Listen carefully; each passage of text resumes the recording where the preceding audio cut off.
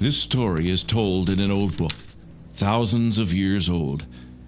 Every word I'm about to tell you is true. Some of it will be hard to believe, but the truth is often stranger than fiction. In the beginning, before the first man was created, before the earth, the sun, the stars, even before light and time were created, there was God. He alone existed without beginning, but he was not lonely. Unlike finite man, God exists simultaneously as three persons in one. Each distinct person is co-equal and co-eternal, one in essence, nature, power, action, and will. He communed with himself in harmonious love. But God wanted to share his life. He wanted friends and neighbors. The Bible tells us God created numerous kinds of angelic beings to offer praise around his throne. But one, called Lucifer, led a third of them in rebellion.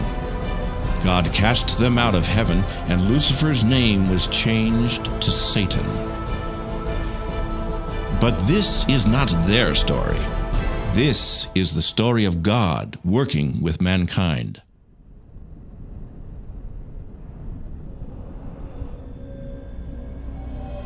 In the beginning, God created the heaven and the earth.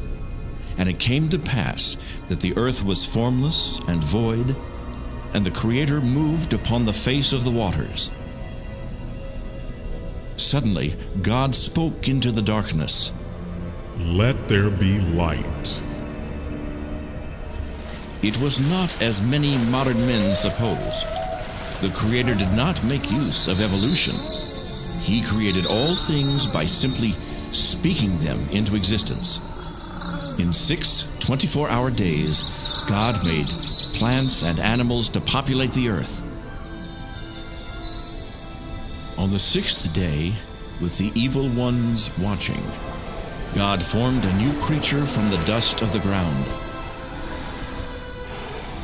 God breathed his own life into the body of clay, and the man became a living soul. He was made in the image of God, higher than the animals.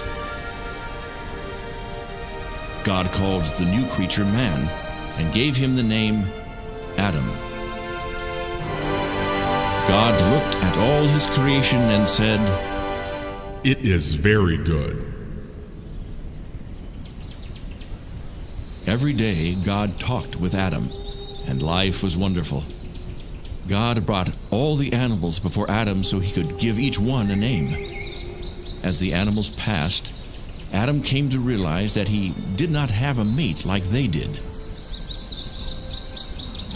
And God said, "I will make a mate to help Adam." God caused Adam to experience a deep sleep, and then took a rib from his side. With the rib, God fashioned a beautiful woman to be Adam's loving helper. God woke Adam and brought the woman to him. He told them to have children and replenish the earth, and Adam called his beautiful new wife Eve. They were both naked, but, like children, they were not aware of it. "She is bone of my bone and flesh of my flesh." Satan, the evil one, watched.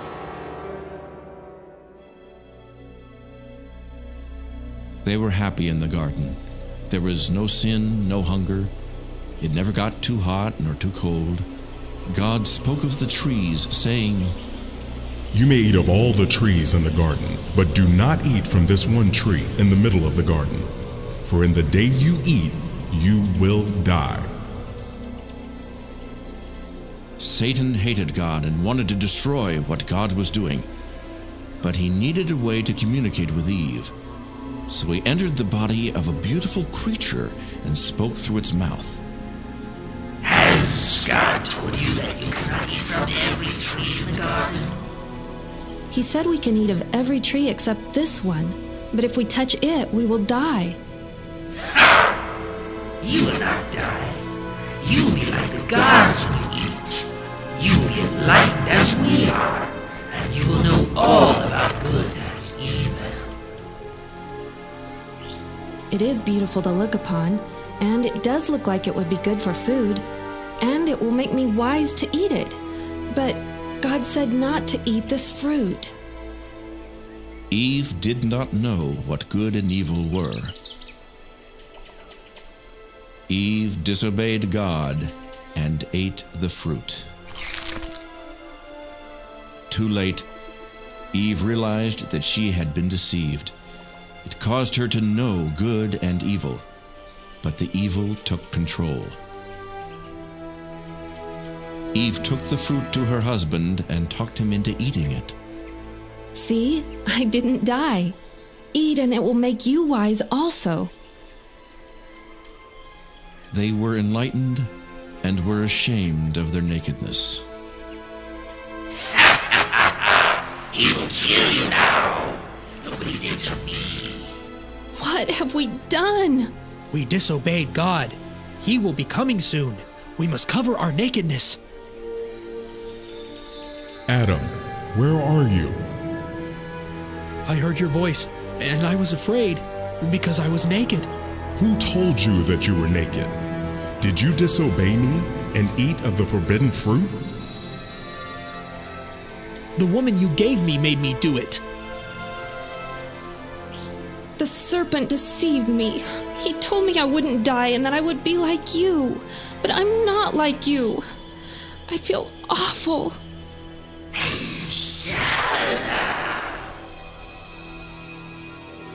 So God cursed the serpent and said unto him, Because you have done this, I will make you crawl on your belly and get dust in your mouth. I will make your seed and the woman's child to be enemies. Your seed will bruise the heel of the woman's child, but he will bruise your head. Here is the promise of a future battle. A time will come when the woman's seed will defeat Satan.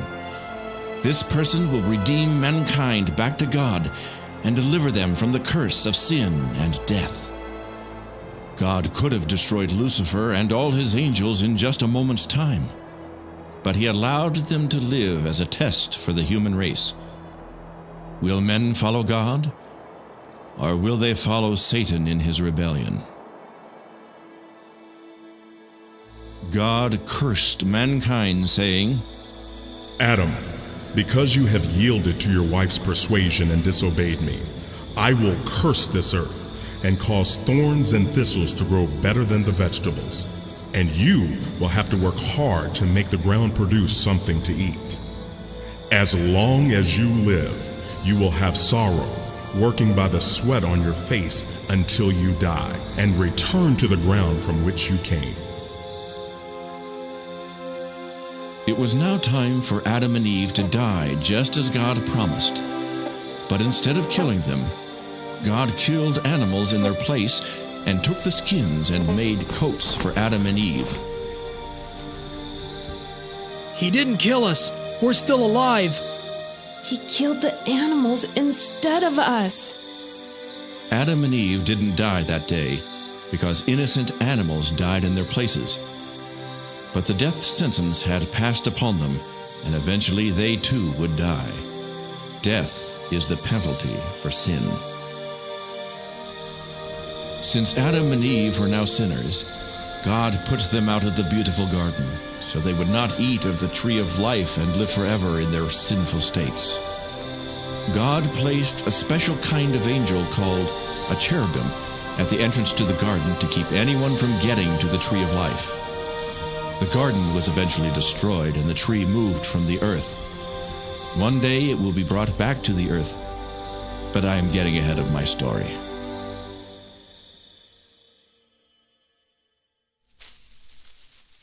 Adam and Eve had many children. Later, their sons and daughters would marry each other and have children of their own. Their first son, Cain, grew vegetables and fruit. Their second son, Abel, raised animals. Could it be that one of them would be the promised son who would destroy Satan? Cain and Abel knew about God and the events in the garden. But God no longer walked and talked with humanity. Adam and all his descendants were separated from God by Adam's disobedience. Life was hard without God. There came a day when the two sons decided to worship God. Their father had told them of God killing the animals in the garden, so by faith Abel slew an animal and offered it to God. "O God, I am a sinful man. I kill this lamb and offer it to you in the place of my own death." Cain made an offering of the best he had, but it was not a blood sacrifice. Cain did not understand that his sin offended God. God, please accept this gift of the best I have to offer. Will one of these men be the promised Redeemer? No, Cain. God rejected Cain's offering because it was without blood. God was pleased with Abel and his offering. When he saw the shedding of the blood of the innocent lamb, God put away Abel's sin. God said to Cain, If you do what you should, I will be pleased with you. Also, you will rule over your brother Abel, and he will live in subjection to you. Who do you think you are? My fruit and vegetables are worth more than that bloody lamb. What makes you so special? My brother, there is still time to offer a blood sacrifice. I've had all of this I'm going to take! Abel died, and Cain tried to hide his sin of murder. But Cain could not hide his evil deed from God. God sees and knows all. Cain, where is your brother Abel? How should I know? Am I supposed to take care of my brother? Your brother's blood is still on the ground. It speaks to me of your evil deed. God knows everything. He sees everyone all the time. Nothing can be hidden from him. He saw what Cain did to Abel. God placed a curse on Cain, and he fled into the wilderness, taking his wife with him. His guilt caused him great grief and suffering. Cain could not be the promised deliverer. He himself was in need of deliverance. What about God's promise of a son that would deliver? Adam and Eve had another son and called him Seth. Many more sons and daughters were born unto them. When man was first created, mutant genes that caused deformities through inbreeding had not yet developed. But later, when it became a problem, God commanded that close relatives should not marry. God has given me another boy to take the place of the one that Cain killed. Seth had a son, and his son had a son, and many more sons were born. But still none came forth to remove the curse of sin and destroy death. Soon the earth was populated with many cities, villages, and farms. With each new generation, as the people increased, sin increased. The people committed sexual sins and were violent. Every thought was sinful. No one lived righteously. Adam had committed one sin. The people now committed many sins. God said, I regret I made man on the earth. I will destroy everything that is alive on the earth. 9 generations, 1,400 years, had now passed, and the world was filled with sin. Men made slaves of their fellow men. Will God ever have a family to love him and walk in obedience?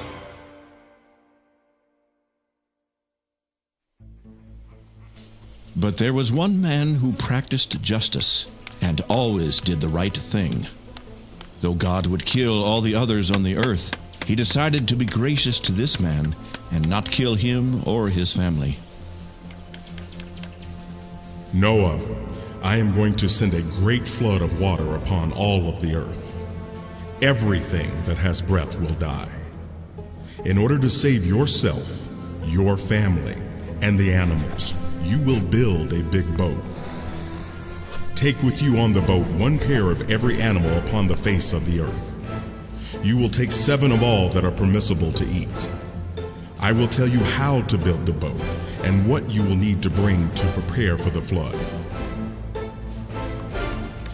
Could Noah be the promised child, the one to destroy the works of Satan? Will he obey God, or will he too fail?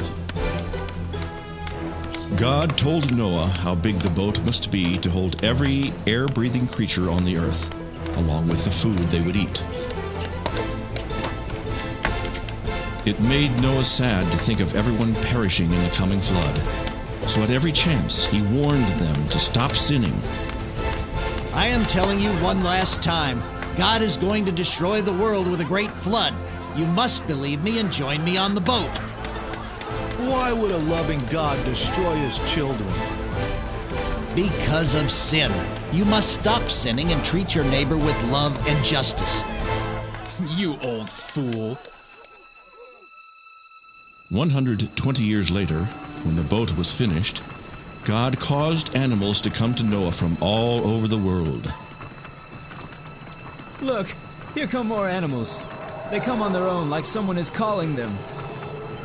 Some are so strange looking. I didn't know such animals existed.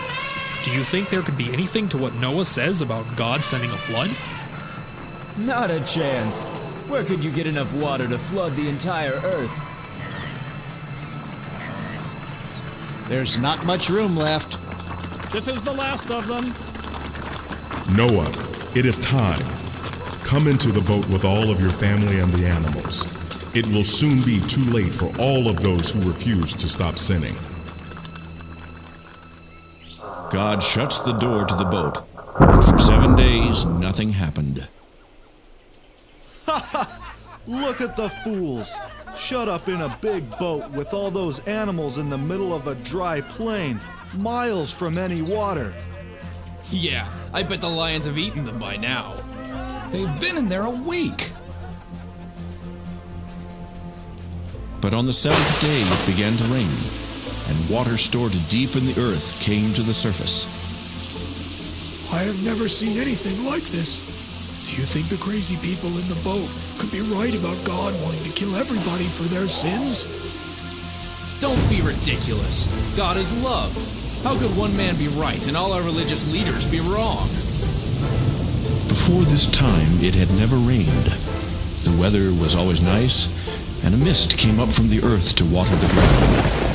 No one had ever seen or heard of rain. So many people thought Noah was crazy for thinking water was going to fall from the sky. But Noah believed what God said. I should have listened to Noah. What a fool I have been. God, save my baby! By the time the people realized Noah had been telling the truth, it was too late. It rained 40 days and nights until the water covered every mountain on the whole earth. Every living soul that breathed air died, except those that were in the boat with Noah. It would be more than a year before they would leave the boat.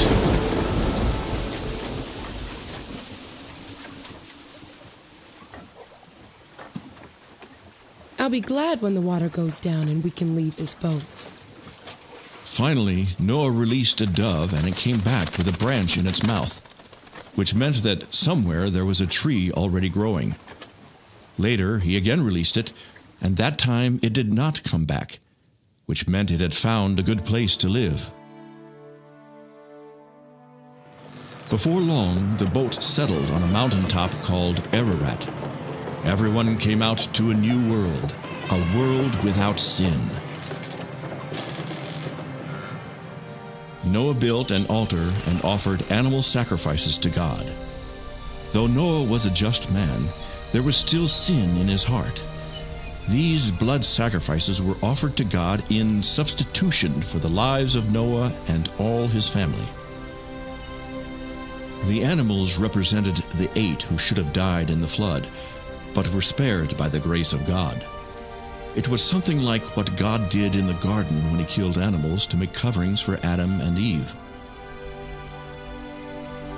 I will give you a rainbow in the sky as a reminder that I will never again destroy the earth with water. You should have many children and scatter out to repopulate the whole earth. I will make animals to fear men. You may eat of any creature that is alive and crawling on the earth, just as you eat vegetables and herbs, but you are not to eat the blood of any creature. Do not kill anyone. If someone is found to be guilty of killing another, then he is to be killed by other men. If a man sheds the blood of another man, then other men should shed his blood to pay for his crime, because the life is in the blood. Noah became a farmer and planted grapes. The new world was lonely with just 4 families, but soon his sons were having children of their own. Noah discovered that by putting fruit in a container and leaving it for a few weeks, it made an alcoholic drink that caused him to feel funny. Noah got to liking the drink so much that at times he couldn't work. He would just fall down unconscious. It made him do things that displeased God. One day, Noah got so drunk that he made himself naked and then passed out. His son, Ham, looked on his father's shame and found pleasure in it. He told his brothers in a mocking tone what he had seen. When Noah awoke, his sons told him what Ham had done. Your son, Canaan, and all his descendants will be the servants of the descendants of your brother Shem. Many years later, this prophecy came true. The Canaanites occupied Palestine and ended up in servitude to the Jews.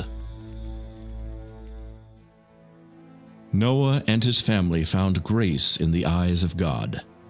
God killed every one except those 8 people. In time, Japheth went west and north to settle and repopulate. Shem went east and settled in Asia. Ham went south and settled in Africa and southern Asia. The descendants of his son, Canaan, settled in what is now called Palestine. And so the world was repopulated. Noah's son, Ham, had a son named Cush, and then Cush had a son named Nimrod. Nimrod grew up to be a mighty hunter and was well known throughout the whole earth. He refused to obey God and started his own false religion in a place called Babylon. The people of Babylon did not want to scatter out and repopulate the earth as God had commanded. So they got together and built a great and high tower as a center of worship. But it was not their creator they worshipped. Satan led them to create their own gods out of wood, stone, and metal. God was angry at their refusal to scatter over the earth, so he caused the people to speak many different languages.